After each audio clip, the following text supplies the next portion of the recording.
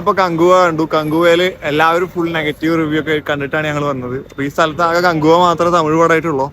അപ്പൊ അതുകൊണ്ട് തന്നെ ആദ്യം നമുക്ക് നെഗറ്റീവ് മാറ്റി നിർത്തിയിട്ട് പോസിറ്റീവ് ആയിട്ടുള്ള കാര്യങ്ങൾ പറയാം. സ്റ്റോറി ഓക്കെ, നെഗറ്റീവ് ലാസ്റ്റ് പറയാം.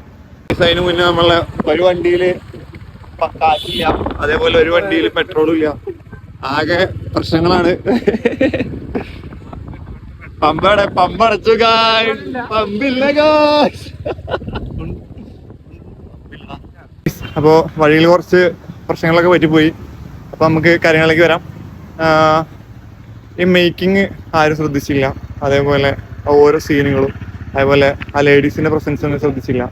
അതേപോലെ കുറേ കാര്യങ്ങൾ BGM ആണെങ്കിൽ പോലും, സോങ് ആണെങ്കിൽ പോലും, എന്താ പറയുക, അങ്ങനെ കുറേ കാര്യങ്ങളിൽ പടം മുന്നിട്ട് നിൽക്കുന്നുണ്ട്. പക്ഷെ ആരും ഇതൊന്നും പറയുന്നില്ല. ആകെ നെഗറ്റീവ് മാത്രമാണ് ആൾക്കാർ പറയുന്നുള്ളൂ. അപ്പോൾ അതെന്താണെന്ന് എനിക്ക് മനസ്സിലായില്ല. അപ്പോൾ ഞാൻ ഒരു റിവ്യൂസൊക്കെ കണ്ടതിൽ എല്ലാവരും സൂര്യനെ കളിയാക്കുന്നു, അവരെ കളിയാക്കുന്നു, ഇവരെ കളിയാക്കുന്നു. ഫുൾ കളിയാക്കൽ മാത്രമായിരുന്നു. പക്ഷേ ഇതിൽ കുറേ കാര്യങ്ങളുണ്ട്. തിയേറ്റർ എക്സ്പീരിയൻസ് 3D മാത്രം കുറച്ച് പ്രശ്നമായിരുന്നു. അപ്പോൾ കങ്കോട നമുക്ക് കഥയൊന്നും മനസ്സിലായില്ല, എന്താ കഥ എന്നുള്ളത്. പിന്നെ കുറേ കാര്യങ്ങളും കുറേ ഫേർട്ടുകളും കുറേ ജൂനിയർ ആർട്ടിസ്റ്റ് ഇങ്ങനെ കാര്യങ്ങൾ. നമ്മുടെ കൂട്ടുകാരടക്കം പോയിട്ടുണ്ടായിരുന്നു നാട്ടിൽ നിന്ന് ലീവാക്കിയിട്ട് കങ്കോടെ ആൾക്കൂട്ടത്തിൻ്റെ ഇടയിൽ നിൽക്കാൻ. പക്ഷെ അവനെ കണ്ടില്ല. എന്താ അറിയില്ല, ഇരുട്ടുകാരാണ് എന്താണെന്ന് അറിയില്ല. അപ്പോൾ നമ്മൾ ആ കങ്കോടെ ക്ഷീണം മാറ്റാൻ വേണ്ടിയിട്ട് എല്ലാവരും ഫുഡ് അടിക്കുകയാണ്.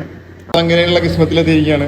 അപ്പോൾ എന്തായാലും പറയൂ ഫുഡിനെ കുറിച്ച് പറയണോ കങ്കുവിനെ കുറിച്ച് പറയണോ? ഫുഡ്, അതെ ഗൈസ്, ഫുഡ് എത്തണം. അതെ, പ്രശാന്തിന് എന്താണ് പറയാനുള്ളത്?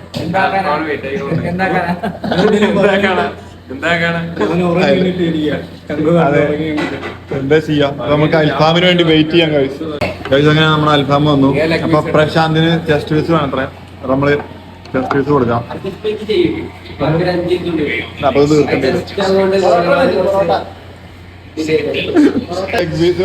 ചെസ്റ്റ് പീസ് പറഞ്ഞിട്ട് ലെഗ് അടിച്ചിട്ട് ചെസ്റ്റ് ആക്കി കൊടുത്തിട്ടുണ്ട്.